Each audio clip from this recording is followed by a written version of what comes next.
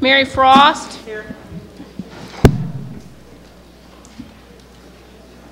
Ruben Lopez. Here. Jackie Grondak. Here.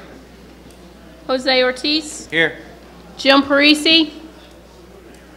Lisa Price. Here. Craig Ryan. I know he's sent in and said he would not be able to join us. David Reeves. Here. David Smith. Here. Ronald Stewart. He is here. I just saw him. No, I know where he's at. Deborah Tappan.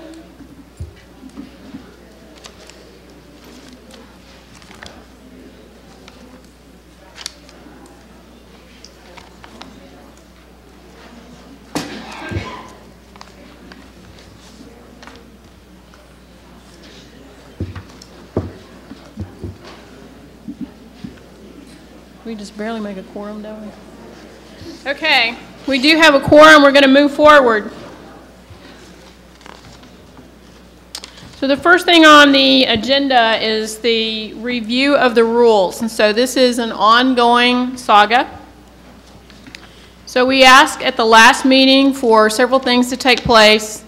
We asked that Scott Christopher take back the PI issues. So let's just say, here's the questions that we asked for the last meeting. First is for the rule revisions to go back through TTAF and TTCF.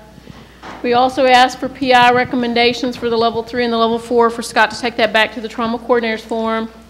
Physician credentialing, we talked about this in the last meeting, but review of the minutes reflected that we did not vote on it. So we need to vote on that and take action. The trauma registry and trauma registry validation was an issue, and then I'm going to leave DWI initiatives up there until I retire and or somebody addresses it. And then the last was the RAC criteria. So the first thing was the rule revisions. So Lori and Scott, Lisa and Scott, you want to go through this because these are the rule revisions that came from the TTAF Trauma Division and then the Texas Trauma Coordinators Forum. Yeah, what we did since the last meeting is me and Lisa Price partnered up, and she kind of took the TTAF side of the fence. I took the TTCF side of the fence, and just put out requests to encourage the membership of both of those organizations to review the proposed level 3 rule changes, the proposed level 4 rule changes, and the standards and events that we've talked about in quite detail the last 2 GETAC meetings. We both got about the same number of responses back, about 10 individuals from each side of the fence, if you will. Both from level 4s, level 3s, and 1s and 2s, and it was pretty clear that some of the responses were from registrars and some of them were from nurses, and I don't know if we got any from any physicians. But by and large, the one that raised the most comments throughout the rules and the standard, because it's listed in all 3 of those documents, is the issue of reporting your data, uploading or abstracting and reporting your data within 45 days of the previous quarter. And everybody felt like that was too soon. It needs to be 60 days and or 90 days. And it was such a big issue to the extent that one of the people, one of the respondents, if you will, this is from their email back. So I'm just going to read it just because it clears it up and it explains it in good detail. This will needs to be 90 days from the previous quarter. This will prevent the potential conflict within our own rules because we also have a section that states 80% compliant of the trauma registry requirement of completion of abstraction within 60 days of discharge. Selecting 90 days of the previous quarter seems to work as an industry standard with National Transportation Data Bank for TQIP and prevents potential conflict with the 80% within 60 days of discharge as required with the ACS resources for optimal care. The Green Book, page 89. The current rule revision, 30 days, should be reconsidered and changed to 60 or 90. My recommendation would be 90. Most trauma centers have 100% cases closed within 90 days. So because we got so many responses, we've decided to put that response up there. So it makes a lot of sense. So I guess our recommendation would be to change that 45 to 90. So any comments or questions? They're kind of mixing 2 things though. So the registry completion, so if I'm the patient, that Green Book document is referring to my file should be completed in the registry within 60 days and 80% of the patient should be completed. And so the National Trauma Data Bank is submission of the quarter. So I think we just need to figure out which one of those we want to go with. I think they're saying the abstraction of your data would be within 60 days, and then you would send it to 80% wherever of the you're time. sending it within 90 days of the quarter, of the previous quarter. Does that make sense? Okay. So you're right, it's two issues, but it'd be a 60-day and a 90-day. I think that's fair. Comments from the audience or the council or the committee? You best to follow the green book. So the reality is, we're here to make recommendations to the state. Haven't seen Jane or Tammy come in yet, so that's one of the recommendations we can give back to them. In this process, I did get an email from Jane with dishes, and she reminded or reiterated how the process works. And all the vetting of the rule changes will come through GETAC, one of the GETAC subcommittees, and ultimately GETAC. So that's why the trauma systems is taking the initiative. But Right. anyway, next slide, Jory, if there's no more comments on this one. Or Lisa, you got anything? No. This is just kind of follow-up to that, what we just talked about, so you can skip that one.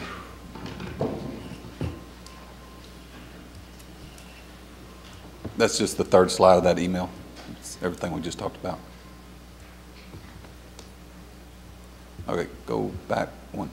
The title on this one should be Recommendations for both Level 3 and Level 4s. So these recommendations fell from both Level 3s and 4s. In the very first section of both of those rules, it talks about how the senior administration should have trauma education, i.e., for instance, would be that booklet that TTAF produced not too long ago. But the rule specifically currently mentions the CEO, the CFO, and the CNO. So one individual that has a COO said, what about me? You know, legitimate question. So we talked about either adding COO or just taking them all out and just say executive administration. So the reason I took out level 3s and level 4s in the recommendation title is this. The rules that we create, if you remember, there's a little statement that all the level 1s and level 2s must be compliant with all of these rules. So these rules that you're talking about are just as applicable to our hospital. So it's recommendations for all hospitals, essentially. Good point. Questions, comments? So it's going to be either or are we going to just add COO? What's your pleasure? Executive administration, because for level 3s and level 4s, I think just executive administration should suffice. I don't think you need to be specific.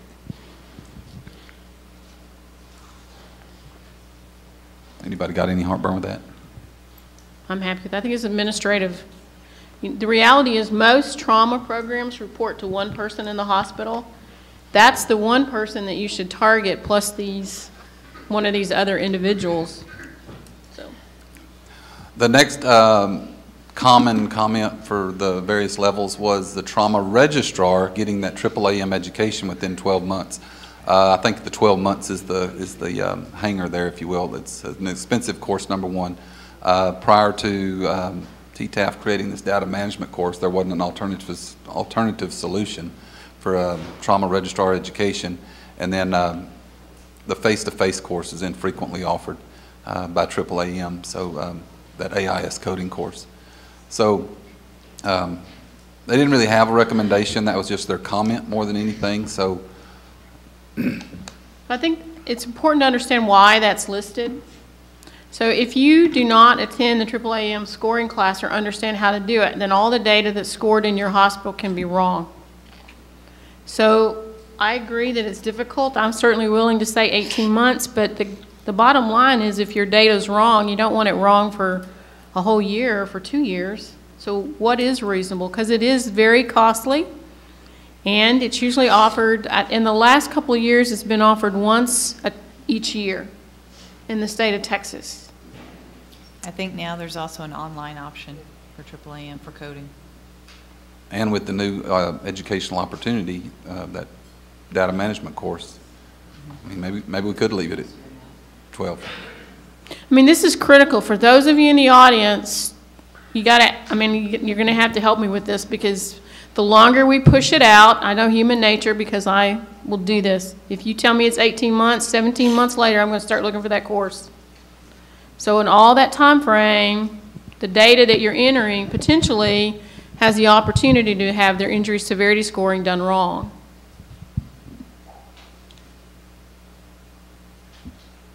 So what's reasonable? Both? No, I heard 12 months. 12 months? Leave it at, Raise your hand if you go 12 months. Raise your hands. Okay, put them down. 18 months. A couple. 12 months, got it. Anybody Okay. want shorter than 12 months? Well, It takes you about 6 months to really understand what the registry's about. in Texas. yes. Okay. Okay, the next bullet, ER nurses certification.